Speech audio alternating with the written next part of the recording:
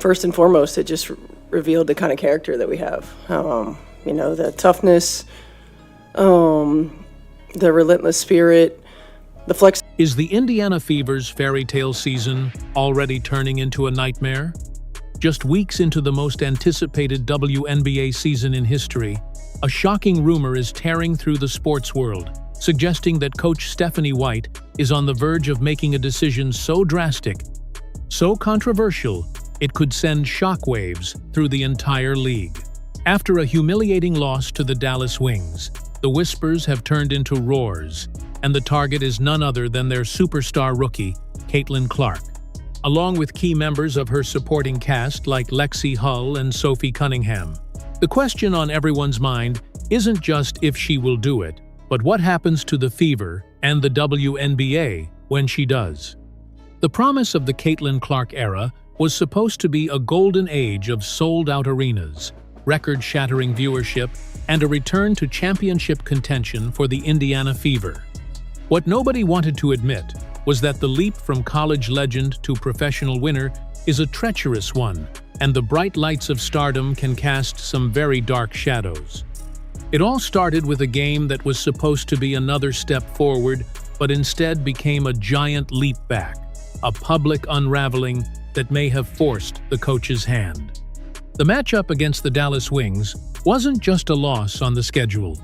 It was a complete and total system failure, broadcast live for the world to see.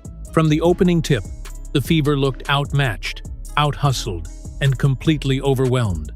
Arike Ogunbowale played like a woman possessed, a seasoned veteran determined to teach the rookies a brutal lesson. She relentlessly attacked Indiana's defense, which seemed to crumble under the pressure, rotating late, missing assignments, and giving up easy buckets at the rim. But the real story, the one that had cameras zooming in on the bench and analysts dissecting every micro-expression, was the performance of Caitlin Clark. While she still managed to put up points, a testament to her undeniable talent, she also coughed up the ball again and again. These weren't just aggressive mistakes, they were careless, telegraphed passes picked off with ease, and lazy dribbles stripped away in the open court. Each turnover felt more deflating than the last, sucking the energy out of her team and the home crowd. You could see the frustration mounting not only on Clark's face, but on the faces of her teammates, and, most importantly, on the face of her coach, Stephanie White, whose expression shifted from concern to pure, unadulterated anger. This wasn't just a team having an off night. This was a team showing deep, fundamental cracks in its foundation. The offense, meant to be a high-powered machine built around Clark, was chaotic and disjointed. The defense was porous, a step behind Dallas on every play. The chemistry, which had looked so promising in moments, seemed to evaporate entirely with every missed shot and sloppy pass. As the final buzzer sounded, the scoreboard told a story of defeat, but the body language on the court revealed something much more alarming: a crisis of confidence, a team that looked lost. And as the players walked off the court, heads down, no one knew that this single, devastating loss was about to ignite a firestorm that could consume their entire season. But that crushing defeat was only the beginning of the story, the spark that lit the fuse. The real bombshell dropped in the post-game press conference. Coaches often use these moments to soften the blow, to talk about learning experiences, moving on, and protecting their players from criticism. Stephanie White did the opposite. She stepped up to the microphone, and with a stone-cold expression that could freeze fire, she put her entire team on notice. She didn't have to name names. Her words were like laser-guided missiles aimed directly at the heart of the starting lineup. When she spoke about the urgent need for accountability and how some players need to learn what it takes to win at this level and learn it fast, the subtext was crystal clear and brutal. She was fed up. Reporters in the room noted that her tone wasn't just disappointed, it was furious, the kind of controlled rage that precedes a storm. She spoke of a disgusting lack of discipline and a complete failure to execute a simple game plan, emphasizing that no amount of talent can make up for fundamental mistakes and a lack of focus.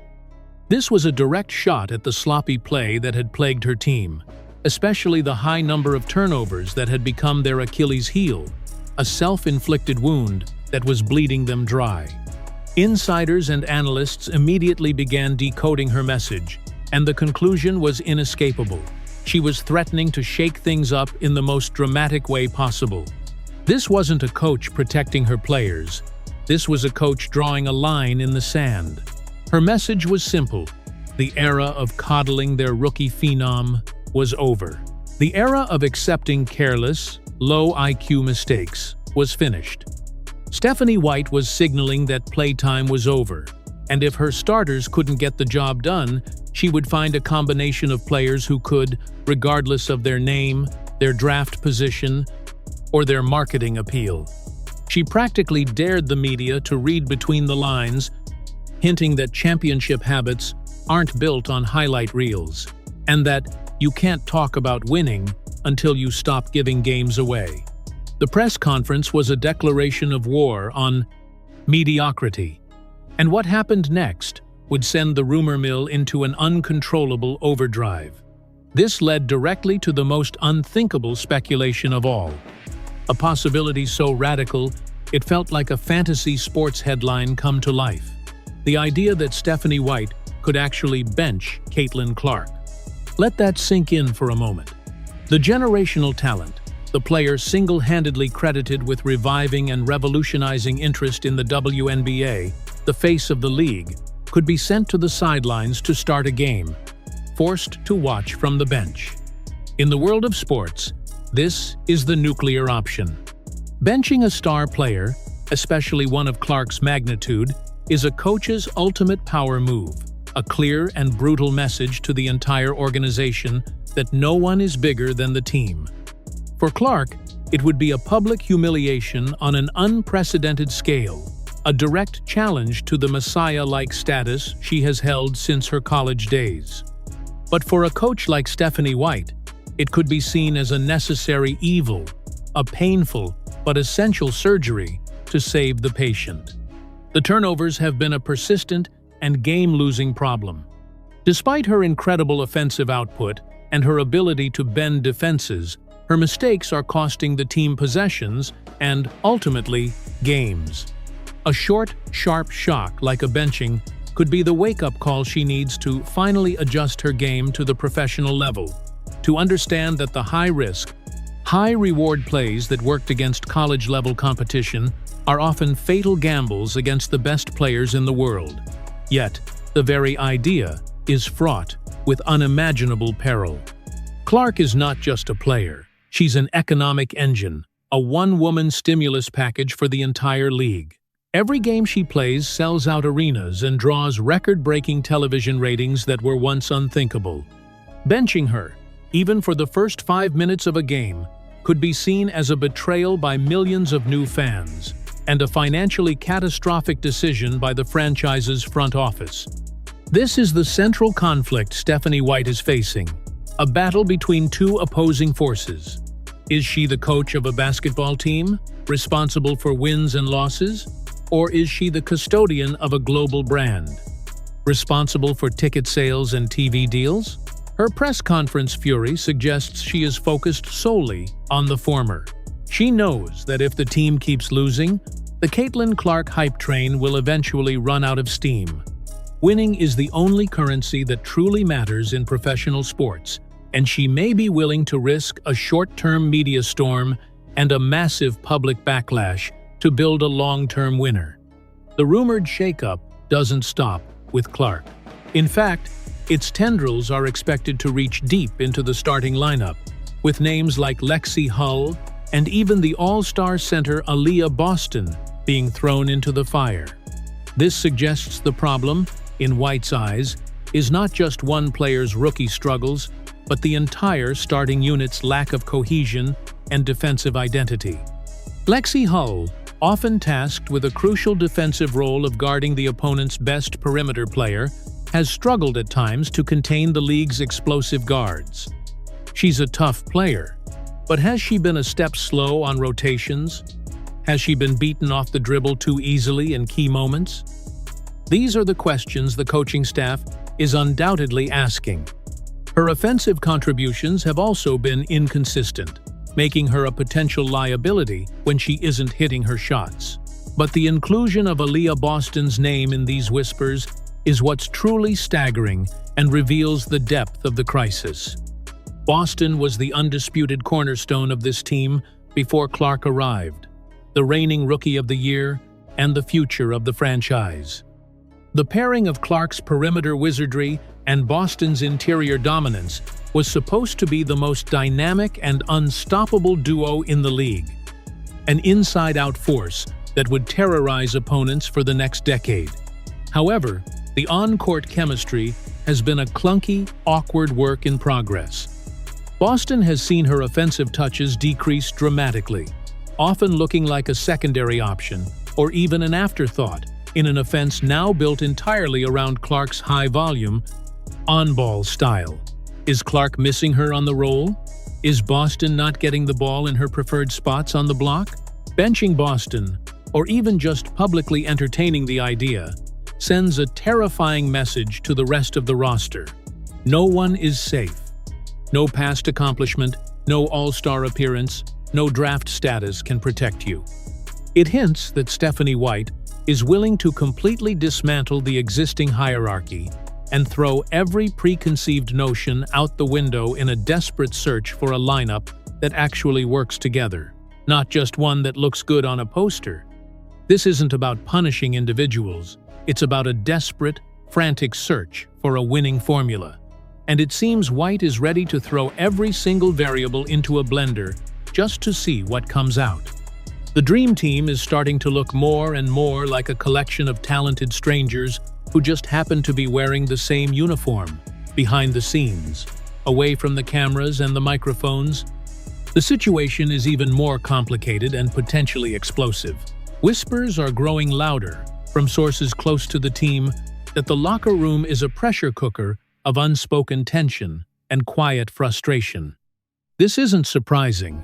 When you introduce a superstar of Caitlin Clark's magnitude, a player who arrives with her own gravitational pull into an existing team dynamic, there are bound to be growing pains. Veteran players who have fought for years to earn their spot, who have bled for the franchise, are suddenly and unceremoniously thrust into supporting roles. Their contributions, their leadership, and their very presence are overshadowed by the all-consuming media frenzy surrounding one single rookie. While the players have been disciplined in public, saying all the right things and smiling for the cameras, the on-court body language occasionally tells a different, more honest story. A missed pass, followed by a subtle eye roll, a moment of miscommunication leading to a frustrated shrug. These small, fleeting fractures can reveal deeper issues of a team not yet on the same page. Is there resentment over Clark's unprecedented endorsement deals and the constant media attention that ignores the rest of the team? Is there deep frustration from a player like Aaliyah Boston, who went from being the one to being the other one overnight? These are the delicate, complex human dynamics that coaches have to manage. And under the intense, microscopic glare of the national spotlight, any crack can quickly become a canyon. Stephanie White is not just managing a basketball team. She's managing a cultural phenomenon, an experiment in team building happening in real time.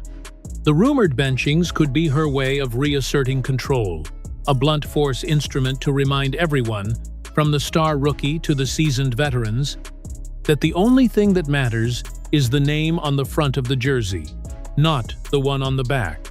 But it's a dangerous, high-stakes game to play.